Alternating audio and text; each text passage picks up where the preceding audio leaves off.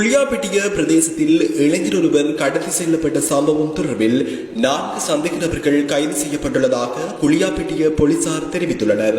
குளியாப்பிட்டிய வெரலுகம பிரதேசத்தை சேர்ந்த 31 வயதுடைய இளைஞர் ஒருவரே இவ்வாறு கடத்தி செல்லப்பட்டுள்ளார்.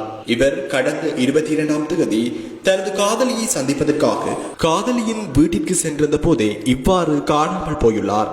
இந்த கடத்தல் சம்பவத்துக்கு உதவி செய்ததாக கூறப்படும் வெளிமட கெப்படிபொல பகுதியை சேர்ந்த 42 மற்றும் 24 வயதுடைய 2 சந்தேக நபர்கள் கைது செய்யப்பட்டு விளக்கமறியலில் வைக்கப்பட்டுள்ளனர்.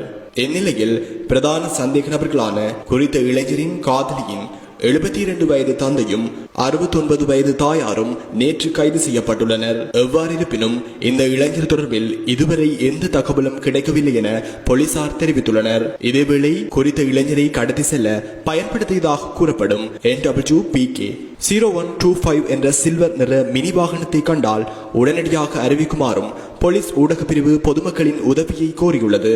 இந்த சம்பவம் தொடர்பான மேலதிக விசாரணைகளை குளியாப்பிட்டிய போலீசார் மேற்கொண்டு வருகின்றனர்.